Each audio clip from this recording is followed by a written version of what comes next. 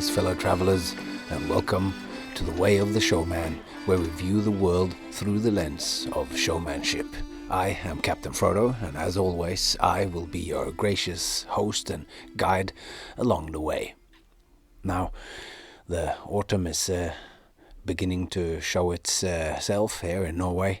It's pouring with rain and or cloudy, and it's lovely to see the expanding sea outside here. And we're heading into the autumn, and it feels to me like the Christmas season and autumn here is still. I just did this weekend. A few weekends past, I did. By the time this episode comes out, it'll be a couple of weekends past. But I did the last of the gigs that were supposed to have happened during the end of Christmas season last year, but then the Omicron came and it moved it. They decided to move it until now into middle of September.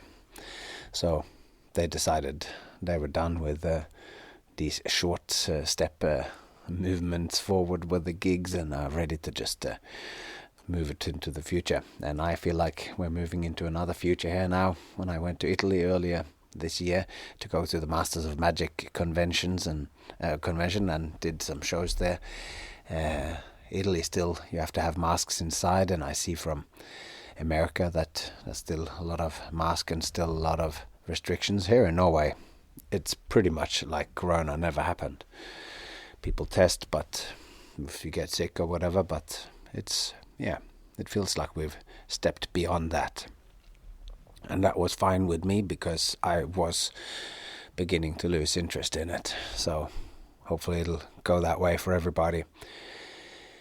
Anyway, last week we explored transforming attention into interest, and a lot of the time naming these things makes it really valuable. Particularly then, for me it's valuable when I take on the role as a co-creator or director, or so when I'm working with people on their projects. Then it really helps to have language for this sort of stuff that people always, they think about it, or when it's nothing that I'm going to say about it. If you're an experienced performer, then there's nothing I'm going to say that's going to just blow your mind and go, oh, I never thought of this. But putting a name on it and then just using that means that you can be a little bit more systematic in the use of it. Or when you have an idea, you can immediately place that into a category. You go, that's why that's good. Oh, that's why that extra line that I added today felt really good. And you go, I recognize this pattern. So becoming a master or being good at something is to be able to expand the types of patterns that you see in what you do. And not everything is completely new each time. You still have to lead the audience right into it each time, each act, and you can look at that in the different aspects. So last time maybe it got a little bit abstract, but today I'm going to try to make it more concrete by applying that to my tennis racket act. Just look through it and see if we can find some of those things from last time. I won't go through in detail too much what I talked about, because you can just go back and listen to it. And then we will talk about the transformation of time, what we find in the end of the Showman's Manifesto as the transformation of time into Showtime. So without further ado, let's get cracking and get into the next leg along the way of the Showman.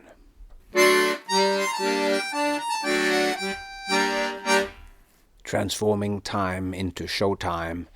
But first, my tennis act as an example of the stages of transforming attention into interest. So the following then becomes the sort of blow-by-blow description of my tennis racket act, and showing how I invite the audience into the game and transition their attention into interest. And if you haven't seen it or haven't got that in your mind, you can Google Captain Frodo's Tennis, and you'll find it, Captain Frodo's Tennis Racket Challenge, or you can find a full act from Carnival Cinema, or you can find it from the TED conference at the Sydney Opera House very easily. And I should post a link. Sometimes I say that I will post a link, but then I forget. But one has to take a little bit of responsibility for one's own research. That's at least my excuse for being overworked. This is a relatively small operation after all. Now, it starts. This is kind of keeping it in mind that it's my archetypal presentation of my Tennis Racket act is from the 12 years of working together with Brett Haylock and the La Soirée crew, the La Clique show that I was in for 12 years. So when I say here that the ringmaster dressed in a pinstriped suit and stylish hat, when he announces me, that is actually Brett Haylock right there doing it. Please welcome to the center stage the incredible rubber man, Captain Frodo. And I come running out in a pair of tiny shorts, no shirt, and knee-high socks with a ridiculous hairdo held in place by a white headband, carrying 2 tennis rackets with no strings, big smile plastered on my face, and even my running style and gesticulation and lostness is inviting and exaggerated. Like, what's going on here? A whole lot is going on, but I'm running in as a question and as a and as an invitation to want to know more. And as soon as I hit the stage, I shout really loudly, "Good evening, ladies and gentlemen." And I shout it in such a way that I elicit a responsive cheer, and I make sure that I'm demanding a response. And given my enthusiasm, this rarely comes across as a sort of unreasonable demand at that point, but rather as an invitation, a safe invitation to effortlessly participate. I'm not asking you to come up just to respond to that. I sometimes go, "Are you feeling good? Are you having a good time?" Just to get 3 yeses as a fortune teller wants yeses in their expanding of their fortunes that they're telling. That should be edited out, but probably won't be. It doesn't really matter how strong the audience response is to me going, "Are you feeling good?" And it's like, when I just say, "Good evening, ladies and gentlemen," screaming that, and then they get that enough. But if that doesn't work, I can make it more. But it's enough that they have some kind of response, because it is just a tiny first part in a long process of making them lean in. And I know that I have so much more to give them, and so many more points of access for them to participate. So, but this is also in all its strange expression, and like all of the stuff that I do with the running in and all this is a grab of their attention. And I say, "My name is Captain Frodo, and 46 years ago I was born from normal parents. But look at me now. What the crap happened here?" But anyway, and this gets a giggle. But I was born with a rare genetic affliction that allows me to bend, contort, and even dislocate certain parts of my anatomy into rude and amusing shapes. And I say this with building enthusiasm and excitement, and finish up with the first of many celebratory confetti throws. And by this stage, they've giggled, ogled me, tall, lanky, almost naked, decidedly odd, but absolutely friendly and confident and unscary. I'm not scary to them, or whatever that, there's probably a better way to say that. But by this stage, I've usually already built the kind of modicum of trust, and there's a lot of insinuations about what will happen, contortion, and the way that it will happen, enthusiastically and comically. So then I make a promise. I am now going to attempt to squeeze my entire muscular body. I pause, they don't react, and just before they make any kind of reaction, I say, "Thank you," for no response, and as if I had expected them to cheer my muscular body. This makes them laugh, upon which I drizzle confetti seductively over my chest, triggering another good-hearted giggle and a bit of spread laughter. And the drizzle of confetti of myself is an unusual way of using confetti. It's still a confetti celebration, but it has developed and changed, which implicitly promises a pleasant evolution. Stuff that you saw before is going to be transformed, and as we're moving along, bringing back ideas or gags in developed forms is subtle aspects of structure. And as I drizzle confetti over my underwhelming chest musculature, the single moment of attention grabbing of the first celebratory confetti throw after my introduction, which is a perfect picture of how one expects confetti to be used, but it reappears in their subconscious no longer as a single moment, but as a part of a duration of a developing journey. They don't understand any of this, and this is all me when I think about what it actually does and reflecting on it and interest and attention and all these things. But then as I know those, you start to learn the function of why you do something, not just that it works, but possibly reasons for why it works, and can then transform, bring with me that knowledge to when I'm working on other acts, whether they are my own or other people's. So, rightly, you could argue that this sequence and the promise doesn't fully emerge until I do confetti this is just a promise of evolution and a developing journey, that doesn't happen in relation to the confetti until confetti throw number 3, which comes when I stumble back to the microphone after falling off the stage. And now the confetti is a kind of band-aid on a mistake turned good, which is then the third one of the confetti throws of that development. But it's still, I think, already by the second one that it's so different than the first, being not thrown up in the air in celebration, but drizzled over the body. It still promises an evolution, and there's a subtle promise of pleasant developments ahead already in the second throw. And then comes the promise for real, bold and subtle at all, like I'm going to squeeze myself through the head of these rackets, and it goes a little something like this. I jump into action and I start flipping and flopping, and the action has begun. And in making a promise, I'm going to get through these rackets, I give the audience a proper handle to hold on to, a strong structural promise. They're now thinking, will he be able to? Will he fail? Will it be embarrassing for him or for us? It's also just now they have clarity as to what is going on with this weird guy.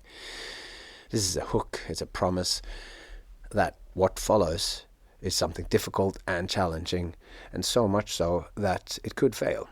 I'm implying that it might turn out to be impossible with the way that I behave. It goes, oh man, is it going to? It's going to be. I'm going to attempt to squeeze myself through these things.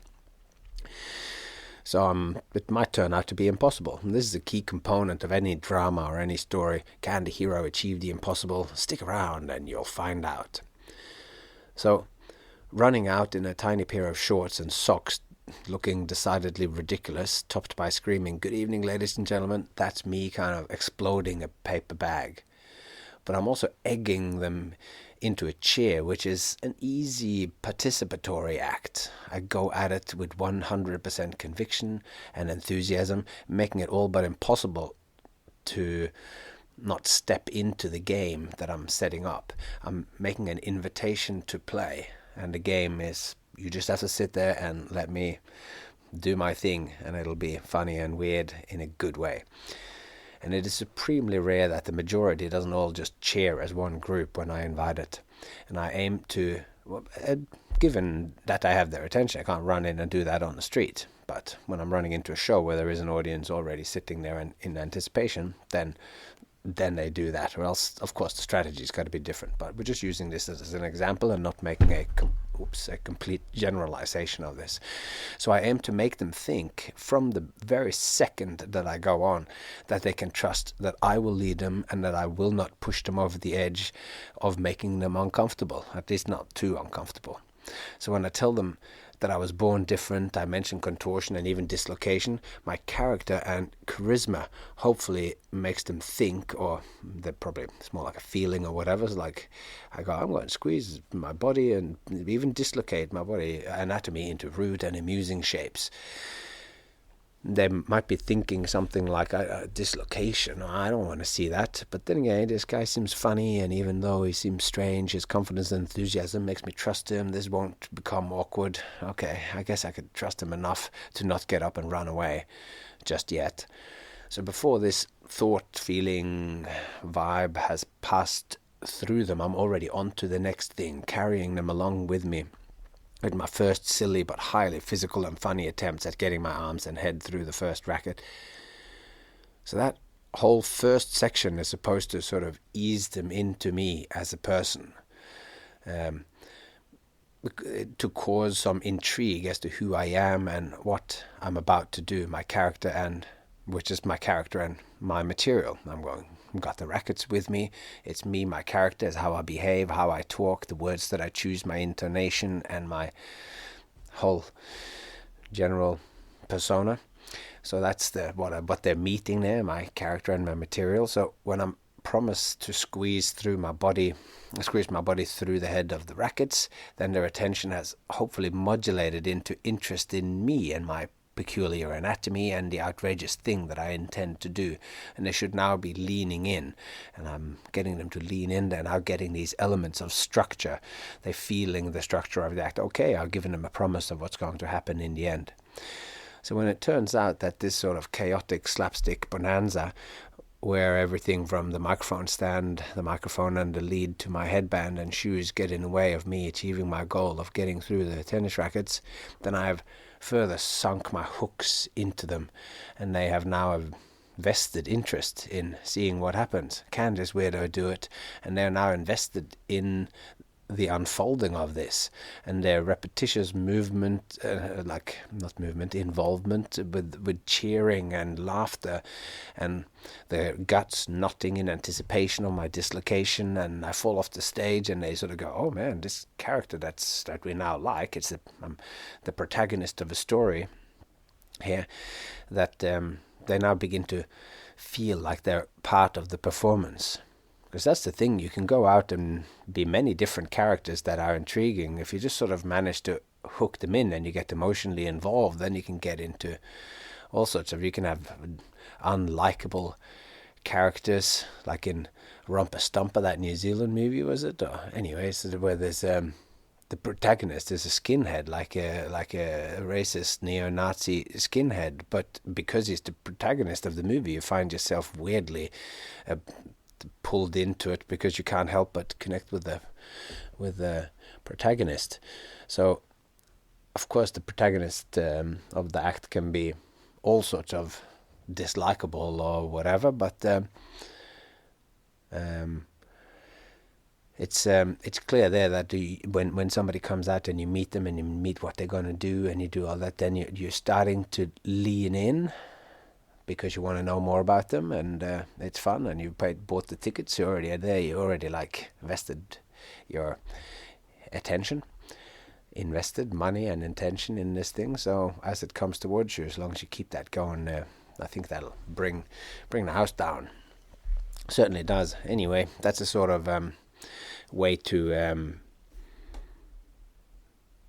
it's not a structured way where I say this is equivalent to this and this is equivalent of that, but you see how these three sort of ideas of attention modulating into the leaning in, into them being participated, how you can't really just say, like everything, like we mentioned last time, anything separating these things out, it's sort of artificial, because all that's kind of happening at the same time, but always being aware of when are you inviting them in, when are you asking them to participate, and when do they then fully, not just participate in the actually shouting and all that, but just feeling like they're part of it, invested in the structure of it. So then we're getting on to what's sort of new about today, or a new perspective, and it is how this sort of kindled interest, and through the kindled interest, as in they're now not just paying attention, their interest is fully flourishing, they feel like they're participating in it, and how this is then the emergence of the phenomenon of show, the last of the four things we're going to look at, which we're going to start in earnest next episode. But let's go and see how this is reflected in the Manifesto. So at the end of the Showman's Manifesto, not the end of it, but a section of it goes, like the sun above, he attracts random bodies traveling through space. Like the sun above, he attracts random bodies traveling through space, he being the showman. Like the sun above, the showman attracts random bodies traveling through space. Like planets, they gather orderly around him. Like planets, they gather orderly around him, and the gravity of the showman warps time and warps space. the gravity of the showman warps time and warps space. And it's this warping of time and space that we're going to look at.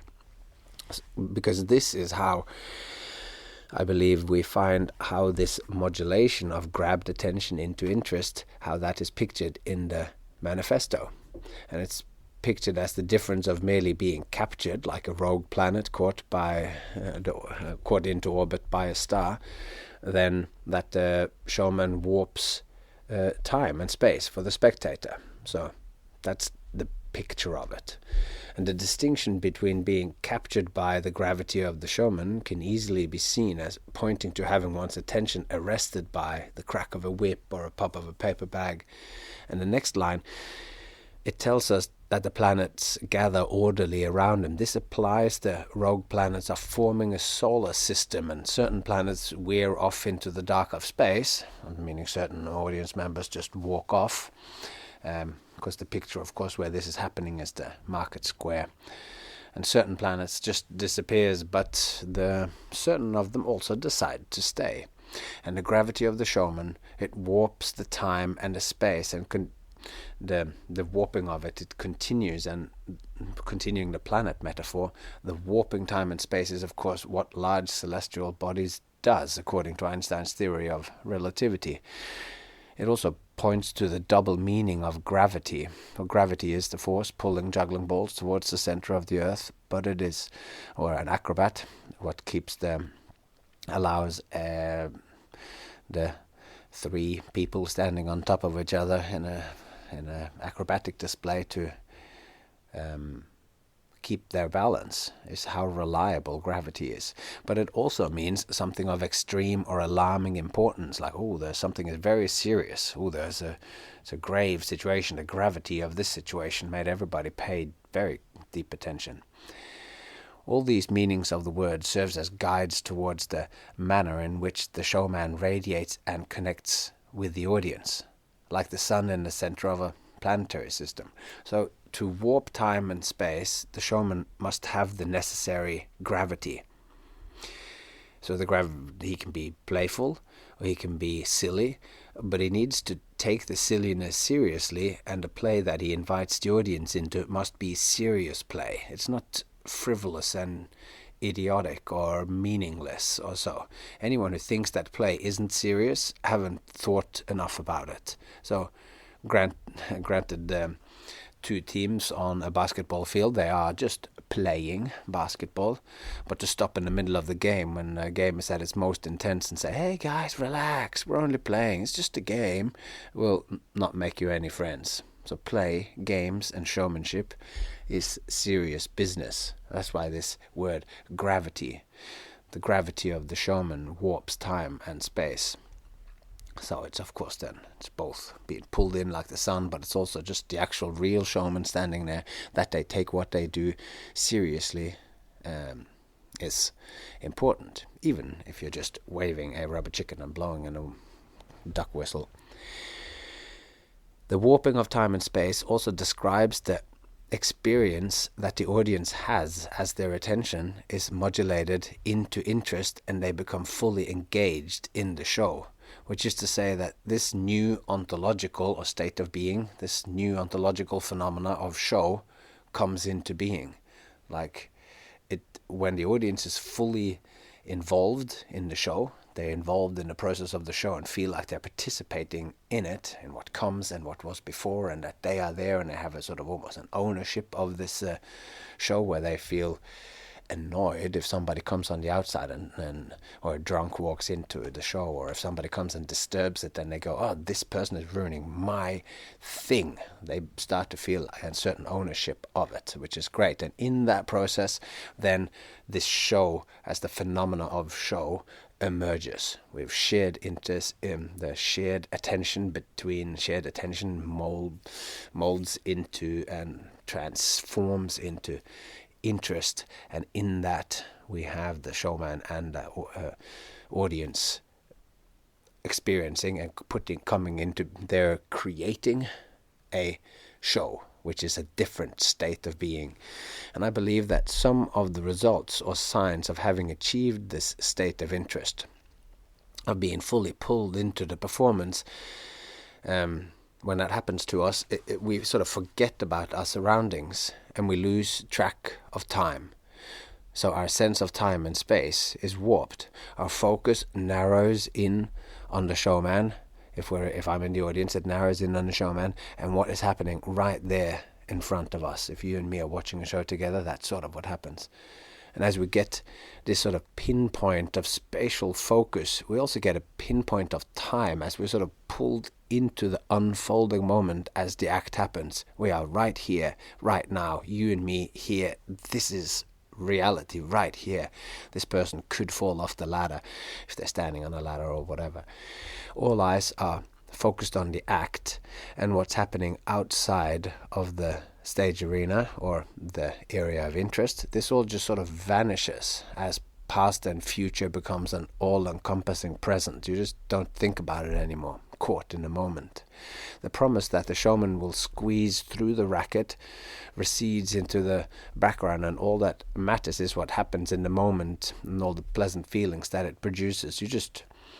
You want to be in it and you want it to continue. And as I'm there, fall off the stage, he gets back up, he does this, what is this? Each gag comes and each confetti throw, and it all just, you want to be in it and you want it to continue.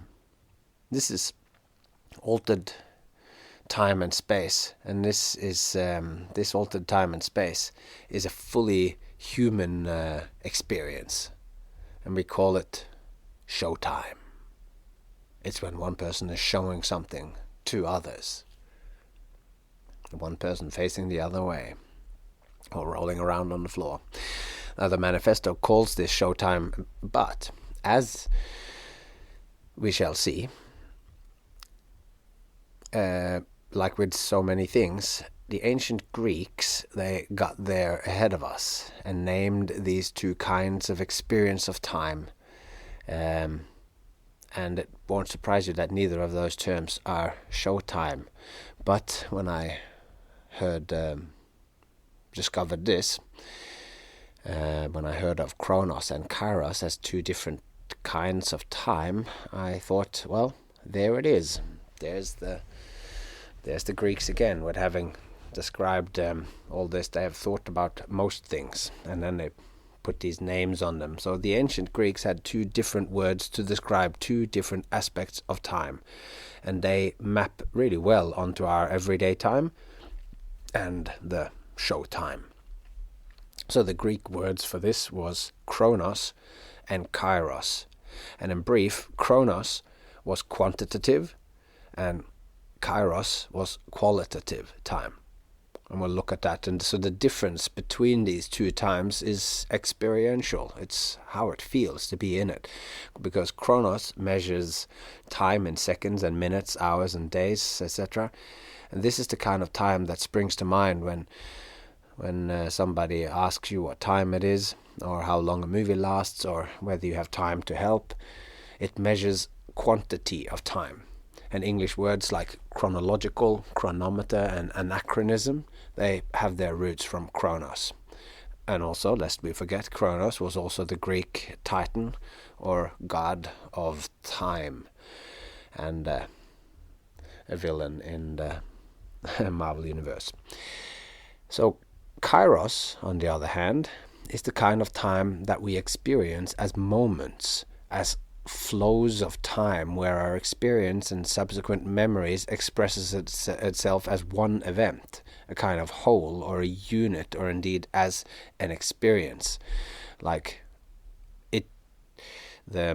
my tennis racket act then is one of those experiences when you're pulled into it and you're having a great time and you're laughing and you're groaning and all of this, and then you come out at the other end of it. You go from being in experiences and experiencing Kairos or kairotic time to going over to Chronos. And Kairos is the kind of time that the sign in the zoo that I mentioned a couple of episodes ago that said don't miss the experience. It's telling you to go be in this kind of time. Don't miss the experience. Be there. That's the Kairos time. I can be present somewhere between 3 and 4 o'clock, but I might still miss the experience. Chronos is about minutes, and Kairos is about moments. And as a little digression, and for completion and for future usefulness, Kairos has a further sort of meaning which is valuable to be aware of for performers, as continuing this thing of naming complex processes, because it helps us better grasp that process and giving it our ability to manipulate those complex thoughts, with giving our thinking greater scope. Because in addition to this sort of experiential time, Kairos also expresses the concept that there is a right or apt time to do something, and a right kind of response in this window of opportunity. So when the right time, there is a right response. There's a right time when the right response or right action or persuasive argument will make an important and fortuitous change. This is also a sort of meaning of Kairos, as in saying the right thing at the right time, or doing the right thing at the right time. So I guess I was lucky. It was the right thing at the right time. We're using fighting as an example. Chronos is the clock time that passes during a battle, but within that time there is an exact time when the armor of the enemy opens, just so revealing a certain weakness. And when this opening up, this is when an opportunity to send an arrow into just that correct gap in the armor. So this is a Kairos moment in the fight. And in a more peaceful example, a performer might be dropping a ball whilst juggling, and it might so happen that the moment opens up an opportunity for just the right kind of kick, bringing the ball back into the pattern. And if this all happens, the perfect outcome in the form of an immediate standing ovation happens. So the moment of drop, the moment of kick action and its execution, the right time and right action, is Kairos. In any moment, there is never only one possible action.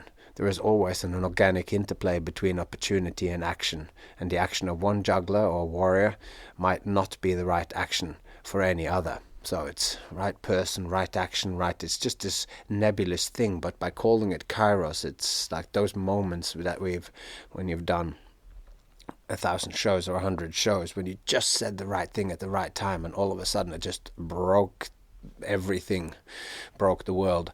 So I had that not so long ago. I did a corporate event for a ice hockey team in the zoo where I worked during the summer, and I did my sword swallowing act where I magically produce a cucumber, and generally ridiculous, and then I put the cucumber into a slot in my hat so it stands upright, and I chop the bits of cucumber off with my sword and flick the little bit of cucumber out into the audience. And as I do that, I all went, and these guys were sitting on tables, a lot of the guys with their women and partners, and it was a men's team, so it was all these burly big guys sitting in the front.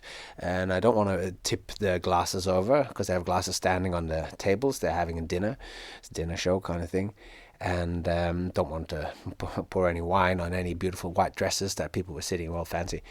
And I say, as I chop these, and bits of chunks of cucumber are coming flying through the air.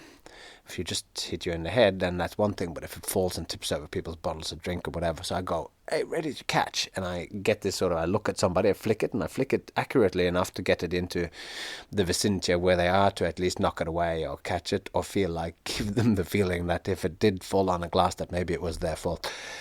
Anyway, so I do that, chopped it off a tiny little bit, and then I turn to the next one, and I chop it, and I've said, because they all got drinks, I said, if anyone's got a gin and tonic, hold up and you get some cucumber into your cup. So one of these guys leans forward, and I've only been on stage for like less than a minute or so, and I don't know, a short while, and I chop the cucumber, it flies out, one of the guys holds his drink up, and it goes right into the cup.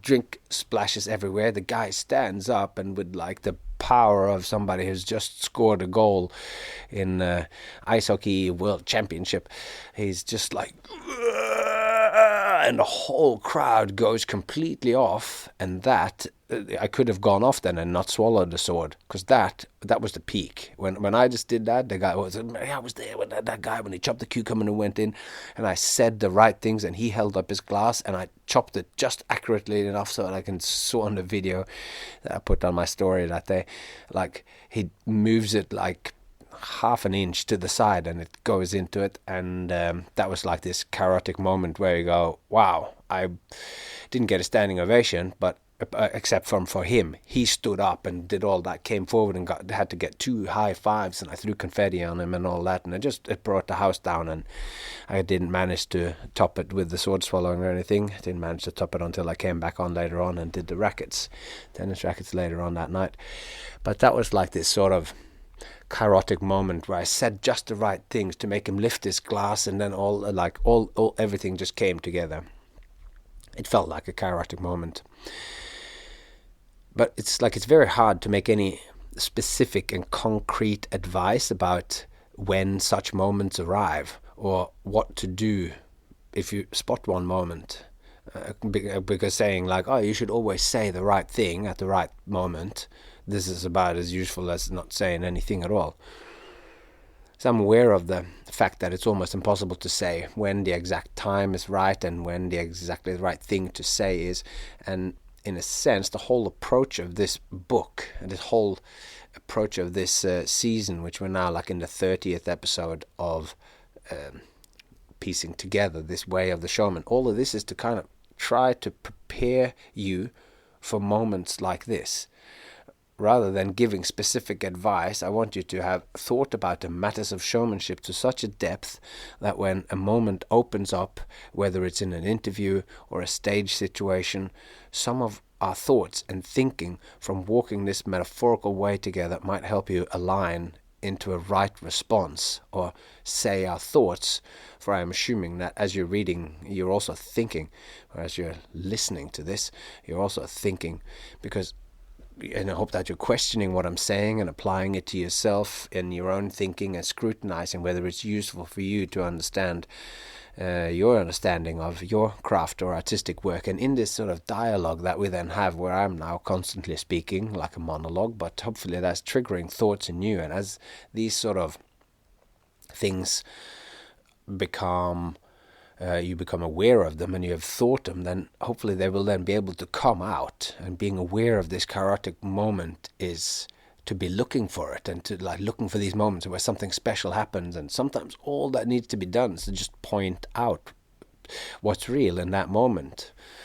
To just point out if somebody smashes a glass and you go, whoop, careful with the glass there. Like sometimes just pointing that out is very funny and becomes the right thing to do at the right time. Because any specific suggestive advice for any right action, for instance, when you're dropping it, you could say like, oh, well, if you drop your juggling balls, you could say, this act is really picking up as you pick up your balls, which is a lame joke. And it might be really good advice in a very specific situation, but it would very likely not really be generalizable. Something you can say, but it's not going to be absolutely hilarious. But perhaps there is, having thought through that moment of dropping and that making a joke about it, that will be stored away in you as an approach to spotting a moment and a possible chaotic way through that moment. So this is why I've gone to the extents that I have to give a deep and expansive exploration of what showmanship is. And why I've pointed to the many connections and facets of this way of life. My thought being that if you make the effort to assimilate the way of the showman as a way to view what you do, who you are as a showman or a performer, and who an audience is, and what our right relationship to it all is, then you increase the chances that your spontaneous response, your first response, that it fits into this opportune moment. And you can't pre-plan every response to every possible opportune moment, but being in a right relationship to something, to yourself, your role in the world, and to others, your audience, and so forth, increases the chances that when the chaotic moment arrives, your natural response will be a chaotic one of integrity and authenticity. Authenticity, which is, as we've talked about earlier, goes a long way towards making the audience lean in and become interested in you and what you're doing and what you have to say with your craft. So it's time to get back to time, because the collapse of seconds and minutes into moments of duration is what gave rise to the saying, time flies when you're having fun. To have fun and enjoy oneself is intrinsic to the experience of entertainment, which explains why time flies when we're being entertained. So when time and the focus of our attention collapses, time ceases to be counted as vibrations of a quartz crystal or spring-loaded mechanical device and becomes a whole, a unit of experience. Our experience shifts from Chronos to Kairos. A person who has just cycled into town where they encounter a street performer who then pulls the person into the fun of the show, that person has their experience of time transformed and forgets that they came into town solely to pick up some quick haberdasheries. Their existence is altered by the gravity of a showman, and their focus shifts from haberdasheries to whether a random stranger facing them atop a tall unicycle juggling power tools will manage to complete said goal. Kairos wins over Chronos. Yet, as the show concludes, Kairos recedes, and the person checks the chronometer that they have on their wrist and are thus back in the Chronos time. And soon enough they are back on their way to their favorite haberdashery store. This will be a little excerpt from the Manifesto here. In this warped state, the showman steals the crowd's time, but like a twisted alchemical Robin Hood, he returns it refined as Showtime. In this warped state, where the gravity has been changed, the showman steals the crowd's time, but like a twisted alchemical Robin Hood, he returns it refined as Showtime, returns it refined like gold as Showtime. The showman doesn't really steal your Chronos time as much as he serves as a refiner, transforming the Chronos time, the minutes and seconds, into Kairos time, into an experience. The showman's alchemical process makes your minutes into moments, and minutes come and go, but moments, at least the best ones, are timeless. The showman changes your game completely, from a finite to an infinite game. And there we go, with another exciting trip along the way of the showman. And as always, it is a pleasure to walk it with you. There's a couple of those quotes there from the Illuminated Showman's Manifesto. That's, of course, something that we return back to again and again in this here. And in many ways, there's you could say that Illuminated Showman's Manifesto is a... It contains, you can use it as this symbol, or as a spoken symbol of word pictures that contains most of the wisdom of this huge project that we've had here in episode 30, and we probably have another 4 or 5 episodes more, I think. So let's just quickly go through the Illuminated Showman's Manifesto before I leave you. I am a showman. First and foremost, it's a showman I am. The Illuminated Showman is someone who faces the other way. He faces the other way, who has walked with the crowd and then turned around to face the others. A showman cries for attention and has something to show when he gets it. For a showman shows man, revealing the pulsing meat of human experience and reminding us all of the inherent folly of all human endeavor. For when we laugh at the clown, we are laughing at ourselves. And when a showman performs on a market square, he creates a universe. Like the sun above, he attracts random bodies traveling through space.